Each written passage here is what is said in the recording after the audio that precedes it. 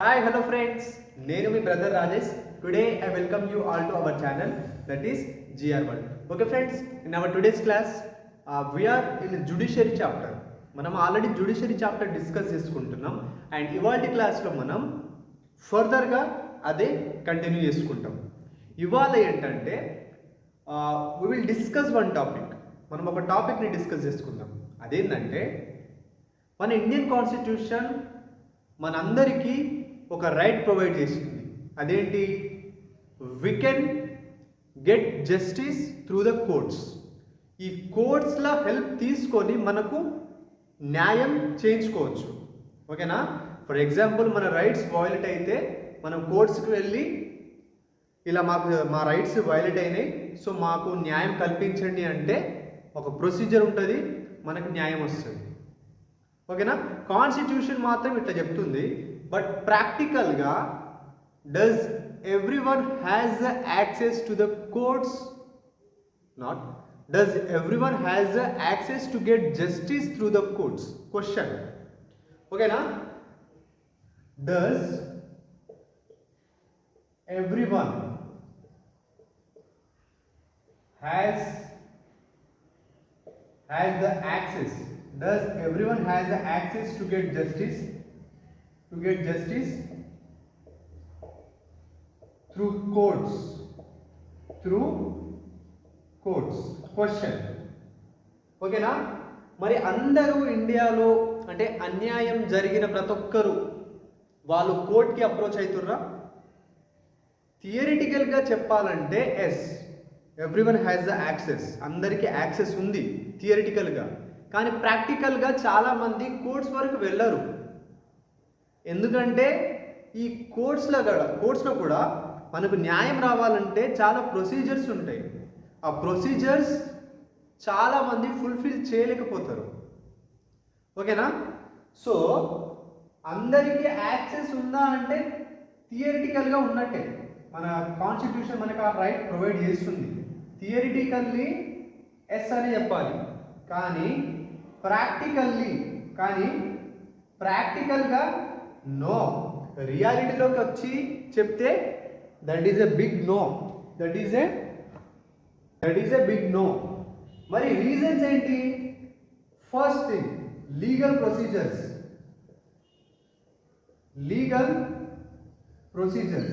ఈ legal procedures చాలా time తీసుకుంటాయి. Takes a lot of time. ఈ లీగల్ ప్రొసీజర్స్ చాలా టైం తీసుకుంటాయి. ఓకేనా? టైంతో పాటు a lot of money required. అర్థమవుతుందా? మనం ఈ లీగల్ ప్రొసీజర్స్ అక్కడ కోర్టులలో చేయాలంటే చాలా టైం పడుతుంది. నెక్స్ట్ థింగ్, చాలా డబ్బులు అవసరం. నెక్స్ట్ థింగ్, చాలా పేపర్ వర్క్ కూడా చేయాలి. సో ఎడ్యుకేటెడ్ పీపుల్ అయితే కోర్ట్కి అప్రోచ్ అయ్యి ఈ పేపర్ వర్క్ చేయగలుగుతారు. మరి అన్ఎడ్యుకేటెడ్ పీపుల్ వాళ్ళు చేయలేరు. సో ప్రాక్టికల్గా చెప్పాలంటే కొందరికి యాక్సెస్ తగ్గుతుంది మీన్స్ వాళ్ళు అప్రోచ్ అవ్వరు. ఓకేనా? This is one reason, legal procedures. ఓకేనా? It takes a lot of time, a lot of money and paperwork. దీంతో పాటు సెకండ్ రీజన్ ఏంటంటే మన ఇండియాలో చాలా వరకు పూర్ పీపుల్ ఉంటారు.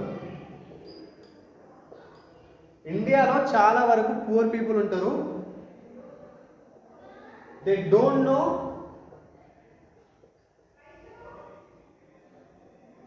How to read.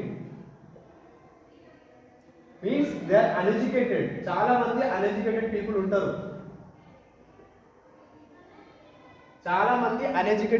ఉంటారు. They only depend upon the daily wages for their survival. అంటే కూలి పని చేసుకొని ఆ డైలీ వేజెస్ పైన డిపెండ్ అయి ఉంటారు. వాళ్ళు ఒక రోజు వర్క్ ఆపేస్తే ఆ రోజుకు వచ్చే డబ్బులు రావు. సో వాళ్ళ ఫ్యామిలీస్ గడవవు. సో వాళ్ళకు అన్యాయం జరిగినా కానీ వాళ్ళు కోర్ట్కి అప్రోచ్ అవ్వరు. ఓకేనా? That is one thing. ఓకేనా? They depend only on daily wages. So వాళ్ళు అప్రోచ్ అవుతారంటే అవ్వరు. ఓకేనా? అవ్వరు. So these are the 2 reasons. Legal ప్రొసీజర్స్లో చాలా టైం పడుతుంది అండ్ చాలా మనీ అండ్ చాలా పేపర్ వర్క్ కూడా కావాలి. సో అందరూ చేయలేరు ఆ పని. ఓకేనా? అన్ఎడ్యుకేటెడ్ పీపుల్ ఉంటారు మన ఇండియాలో, చాలా మంది పువర్ పీపుల్ ఉంటారు. They don't know how to read and write. ఓకేనా? They only depend upon the daily wages for the survival. So ఒక రోజు వాళ్ళు పని మానేస్తే వాళ్ళ ఇల్లు గడవది. సో వాళ్ళకి అన్యాయం జరిగినా కానీ వాళ్ళు కోర్టుకి అప్రోచ్ అవ్వలేరు. సో ఇలాంటి డ్రాబ్యాక్స్ ఉన్నాయి. ఈవెన్ తో వీ హ్యావ్ రైట్స్, డ్రాబ్యాక్స్ ఉన్నాయి. సో ఈ డ్రాబ్యాక్స్ ఉందని సుప్రీంకోర్టుకి తెలియదా అంటే తెలుసు. సో మరి దీన్ని ఓవర్కమ్ చేయడానికి సుప్రీంకోర్టు ఏం చేసింది? ఫస్ట్ దీన్ని నోట్ చేసుకోండి. సుప్రీంకోర్టుకి ప్రాబ్లమ్స్ అని తెలుసు కాబట్టి సుప్రీంకోర్టు ఏం చేసిందంటే ఎర్లీ 1980స్లో ఒక మెకానిజంని డివైజ్ చేసింది. అంటే ఒక మెకానిజంని ఫామ్ చేసింది. ఆ మెకానిజం పేరు పబ్లిక్ ఇంట్రెస్ట్ లిటిగేషన్. ఓకేనా? ఏంటిది? Public interest litigation. ఓకేనా? ఇన్ ఎర్లీ 1980s సుప్రీంకోర్టు, ఓకేనా, ఎవరు ఫామ్ చేసింది? Supreme court formed one mechanism that is public interest litigation. Public interest litigation అంటే పబ్లిక్ అంటే నార్మల్గా జనాలు, ఇంట్రెస్ట్ అంటే ఇంట్రెస్ట్, లిటిగేషన్ అంటే అర్జీ చేయడం, రిక్వెస్ట్ చేయడం. ఓకేనా? ఈ పిఐఎల్ ఏం చెప్తుందంటే, లైక్ ఫర్ ఎగ్జాంపుల్ ఒక ఊర్లో ఒక ఇండస్ట్రీ ఉంది, ఆ ఇండస్ట్రీ పక్కనే చెరువు ఉంది. ఈ ఇండస్ట్రీ పొల్యూటెడ్ కంటెంట్ మొత్తాన్ని చెరువులోకి డిపాజిట్ చేస్తుంది. ఓకేనా? అన్ట్రీటెడ్ కంటెంట్ మొత్తాన్ని చెరువులోకి డిపాజిట్ చేయడం ద్వారా ఏమవుతుంది? చెరువు మొత్తం పొల్యూట్ అవుతుంది. సో ఊరి వాళ్ళకి they are facing health problems. So అప్పుడు యాజ్ ఏ సిటిజన్గా నేను, చెరువు ఒక పబ్లిక్ ప్రాపర్టీ కాబట్టి ఈ విషయాన్ని నేను సుప్రీంకోర్టుకి యాజ్ ఏ లెటర్తోనైనా లేదా టెలిగ్రామ్తోనైనా తెలియజేస్తాను. సో సుప్రీంకోర్టు దానిపైన యాక్షన్ తీసుకుంటుంది. ఇదొకట. ఓకేనా? ఇంకొకటి ఏంటంటే, ఇక్కడ డైరెక్ట్ ఎఫెక్టెడ్ పార్టీ సుప్రీంకోర్టుకి వెళ్ళాల్సిన అవసరం లేదు. ఫర్ ఎగ్జాంపుల్, పర్సన్ ఏ ఉన్నాడు, పర్సన్ ఏ యొక్క రైట్స్ వైలేట్ అయింది, కానీ పర్సన్ ఏ సుప్రీంకోర్టుకి వెళ్ళే అంత స్తోమత లేనివాడు. అలాంటప్పుడు నేను ఏం చేస్తానంటే, ఇతని రైట్స్ వైలేట్ అయిన విషయం నేను సుప్రీంకోర్టుకి తీసుకెళ్తాను. ఓకేనా? On the behalf of person A I will go to Supreme Court and I will explain the situations and scenarios what happened to person A and how the rights are violated. I will explain all those things to Supreme Court and Supreme Court will help person A. అంటే డైరెక్ట్గా affected party సుప్రీంకోర్టుకి వెళ్ళాల్సిన అవసరం లేదు. As a citizen ఎవరైనా కానీ public interest litigation తోని ఆ సినారియోని సుప్రీంకోర్టు దృష్టిలోకి తీసుకెళ్ళచ్చు. ఓకేనా? ఒక ఇండివిజువల్ ఆర్ ఆర్గనైజేషన్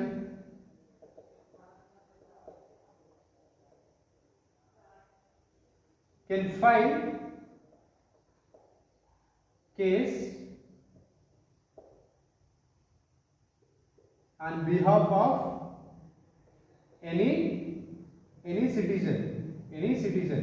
ఓకేనా? ఎఫెక్టెడ్ పార్టీయే వెళ్ళాలని లేదు, ఎవరైనా వెళ్ళొచ్చు. ఓకేనా? ఎవరైనా వెళ్ళొచ్చు. మరి ఎట్లా? టెలిగ్రామ్తోని కూడా పంపచ్చు సిచ్యువేషన్ మొత్తాన్ని, అసలు ఏమైందని ఎక్స్ప్లెనేషన్ టెలిగ్రామ్తోనే పంపచ్చు, లేదా లెటర్తోని కూడా పంపచ్చు, లేదా డైరెక్ట్గా పర్సనే వెళ్ళొచ్చు. ఎక్కడికి? సుప్రీంకోర్టు లేదా హైకోర్టు. ఓకేనా? అర్థమైందా? ఓకే, ఒకసారి క్వాలిటీ చూసుకుంటా.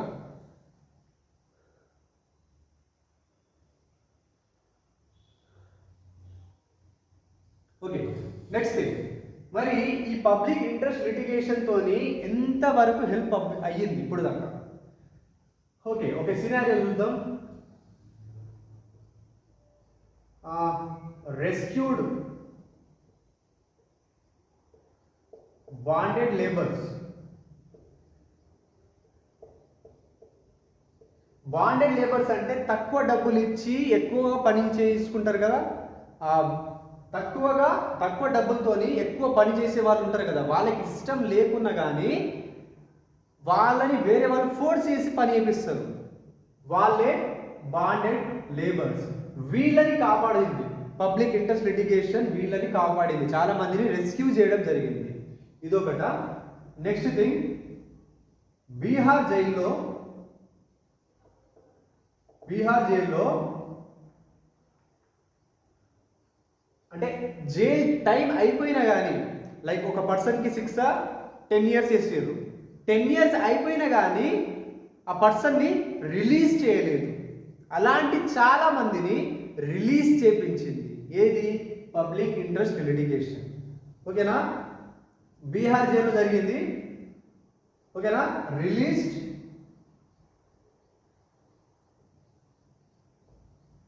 Many imprisoners. ఓకేనా? ఇంప్రిజనర్స్ రిలీజ్ అవ్వడం కామన్, దాంట్లో ఏం లేదు. కానీ ఇక్కడ వీళ్ళ జైల్ టైం అయిపోయినా కానీ వీళ్ళను జైల్లోనే ఉంచుకున్నారు. అలా ఉంచుకోవద్దు. 10 ఏళ్ళ జైలు శిక్ష ఉంటే 10 ఏళ్ళు మాత్రమే ఉంచుకోవాలి, కానీ 10 ఏళ్ళ కంటే ఎక్కువగా ఉంచుకోవడం జరిగింది. అర్థమైందా? ఓకే. వీటితో పాటు mid day meal scheme, mid day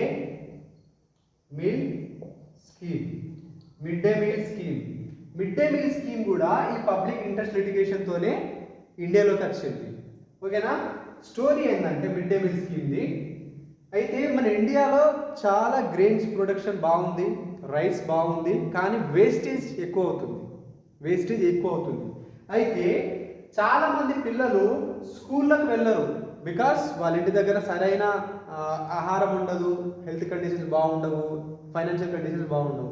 so ఈ పిల్లల సిచ్యువేషన్స్ని ఎన్జిఓ సుప్రీంకోర్టు దృష్టికి తీసుకెళ్ళింది. ఎక్కడ తీసుకెళ్ళింది? సుప్రీంకోర్టు దృష్టికి తీసుకెళ్ళింది. అయితే సుప్రీంకోర్టు ఏం చేసింది?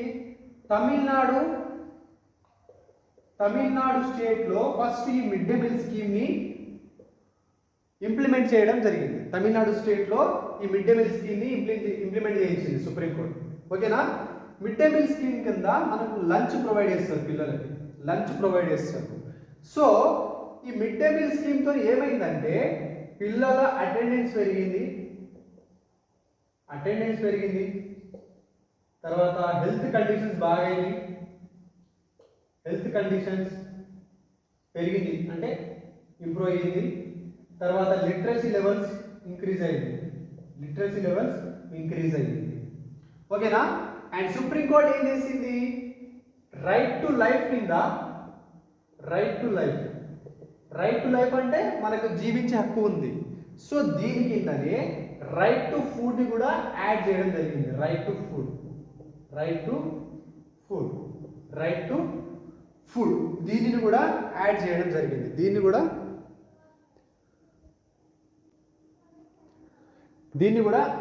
జరిగింది. Okay, this is all about judiciary. మరి ఇప్పుడు దాకా జ్యుడిషియరీ గురించి పాజిటివ్గానే మాట్లాడినా, మరి నెగిటివ్స్ లేవదా అంటే నెగిటివ్స్ కూడా ఉంది. డ్రాబ్యాక్స్ ఏంటి జ్యుడిషియరీది?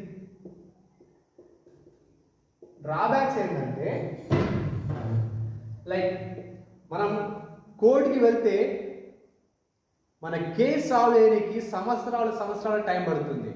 ఓకేనా? చాలా డిలే అవుతుంది. ఓకేనా? చాలా డిలే అవుతుంది. ఓకేనా? కేసుకి జస్టిస్ రావాలంటే చాలా డిలే అవుతుంది. ఓకేనా? సమయానికి న్యాయం రాకపోతే అది తర్వాత వచ్చి కూడా వేస్ట్. ఓకేనా? అదొక డ్రాబ్యాక్. ఓకేనా? Justice delayed is justice denied. ఓకేనా, justice delayed is justice denied.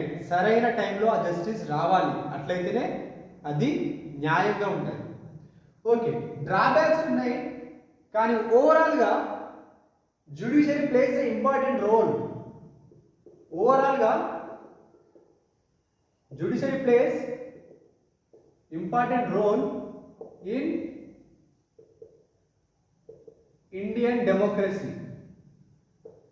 అంతే కదా, ఇండియన్ డెమోక్రసీలో చాలా ఇంపార్టెంట్ రోల్ ప్లే చేస్తుంది. ఎందుకంటే ఎగ్జిక్యూటివ్ని అండ్ లెజిస్లేచర్ని తప్పులు చేయకుండా ఆపుతుంది జ్యుడిషియరీ. ఓకేనా, ఏం చేస్తుంది, putting checks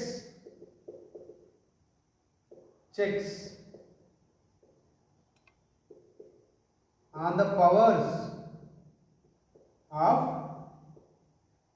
executive and legislature.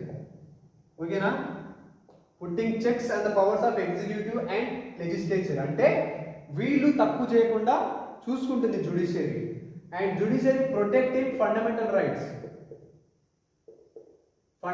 Rights of Indian citizens. ఓకేనా, ఇండియన్ సిటిజన్స్ ఫండమెంటల్ రైట్స్ కూడా ప్రొటెక్ట్ చేస్తుంది. ఓకేనా. Okay friends, this is all about today's class. In our next class we will discuss further more. We will go more deep into the chapter. Thank you friends.